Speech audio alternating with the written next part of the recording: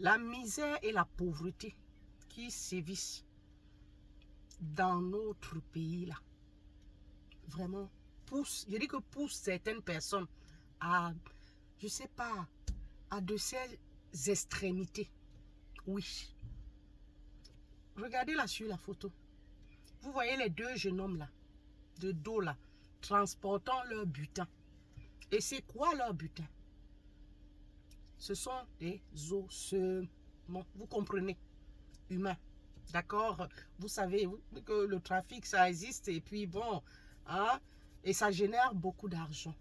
Mais seulement, hein, où est-ce qu'ils sont allés chercher ça? Où est-ce qu'ils sont allés les chercher? Vous pouvez vous imaginer que vous mettez, vous perdez votre parent. Vous le mettez en terre après quelques années. Vous revenez là peut-être pour déposer une gerbe de fleurs, pour vous recueillir. Et vous découvrez subitement, hein, qu'il n'y a plus rien. Que la tombe a été saccagée. On vous a dit qu'on a retiré votre pauvre parent, votre, je ne sais pas, parents, amis, que sais-je encore. Sincèrement, c'est ce qu'ils font. Ils profanent les tombes. Ils profanent les tombes des gens. Oui. Ils vont de cimetière en cimetière. Ils regardent les tombes qui sont faciles à profaner. Ils détruisent.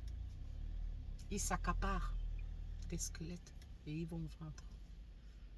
Vous pouvez imaginer jusqu'où la pauvreté. Je dis jusqu'où les gens peuvent aller parce qu'ils ont faim, parce qu'ils n'ont pas d'emploi. Au lieu d'aller se battre pour, je ne sais pas, faire un commerce, trouver, je ne sais pas, un petit boulot. Ça, c'est l'idée qu'ils ont eue. La triste idée qu'ils ont eue d'aller de cimetière en cimetière, visiter les tombes des gens. Hein? Ils voient le nombre d'années que celui-ci a déjà fait sous terre là. Donc, du coup, ils déduisent que bon, voilà, ça fait longtemps qu'il est là. Il est déjà sec. Donc, on peut déjà récupérer ses os. Voilà. Et ils font le travail. Pour vous imaginer. Hein? Que tout le temps, vous allez déposer une gerbe ou alors vous allez vous recueillir. Un jour, comme ça, vous arrivez, vous ne trouvez plus rien. Vous trouvez que la tombe a été profanée et saccagée. Sincèrement, c'est terrible, hein? C'est pathétique. Hein? Dernièrement, j'exposais ici un monsieur qui faisait la publicité des cercueils d'occasion. Cercueils d'occasion, seconde main. Il faisait la pub. Que arrivage, j'ai les cercueils. Ça sort tout fraîchement du sol.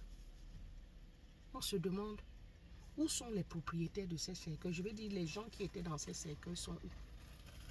Hein? Et on les a déterrés. Donc vous, essayez, vous voyez un peu. Vous voyez, vous pouvez un peu faire le lien. Vous pouvez faire le lien. Donc ça veut dire que peut-être ceux-là déterrent là-bas. Hein? Ça peut aussi se passer comme ça. Ils déterrent, d'accord? Pendant qu'eux, ils prennent les os pour aller vendre. Et en même temps, ils vont vendre aussi en même temps le cercueil. Qu'on vient vous revendre à vous, à ceux-là qui n'ont peut-être pas suffisamment d'argent pour s'offrir un cercueil neuf. On aura tout vu. On aura tout vu. Rien. L'Africain est ingénieux. Hein? Ah, poids. En tout cas, c'est le travail auquel ils se livraient. Donc, et on leur a mis le grappin dessus. Et je suis sûre que certains continuent, donc là dehors, hein, à le faire. Hein. Vivement franchement, qu'on prenne des mesures fortes afin qu'ils arrêtent. Parce que c'est écœurant.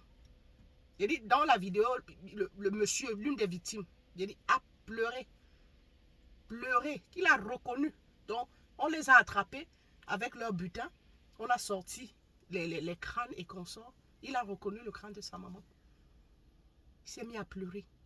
Il dit, imaginez un instant, si on ne les avait pas attrapés,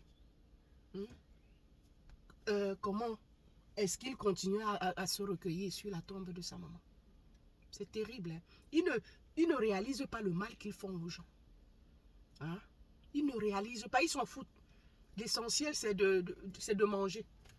L'essentiel, c'est d'avoir de l'argent. Et comme ils savent que oui, le trafic, là, ça donne doucement, là, ça donne beaucoup, ça génère beaucoup d'argent, on veut vite devenir riche, quoi. Hein?